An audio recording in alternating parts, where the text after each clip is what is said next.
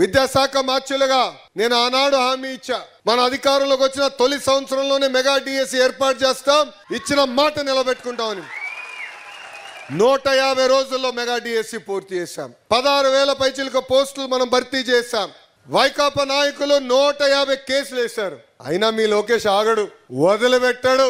అనుకుంది మనం చేసి సాధించాం, చేసి చూపించాం.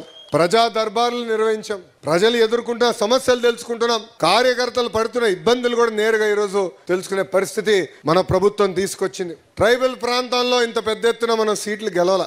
అసలు ఉత్తరాంధ్రలో కూడా వన్ సైడ్ వేవ్ ఎప్పుడు మనం చూడాల. ఉత్తరాంధ్రలో 33 శాసనసభ సీట్లుంటే ఏకంగా 31 మన కూటమి ప్రభుత్వం కైవసం చేసుకుంది. మన పైన బాధ్యత పెరిగింది. ఆశతో ప్రజలు మన వైపు చూస్తున్నారు. గతంలో జరిగిన అరాచకాలన్నిటికీ ఫుల్ స్టాప్ పెట్టాలనేది ప్రజల ఆకాంక్ష, కోరిక. శాంతియుతంగా బతకాలనేది ప్రజల ఆలోచన.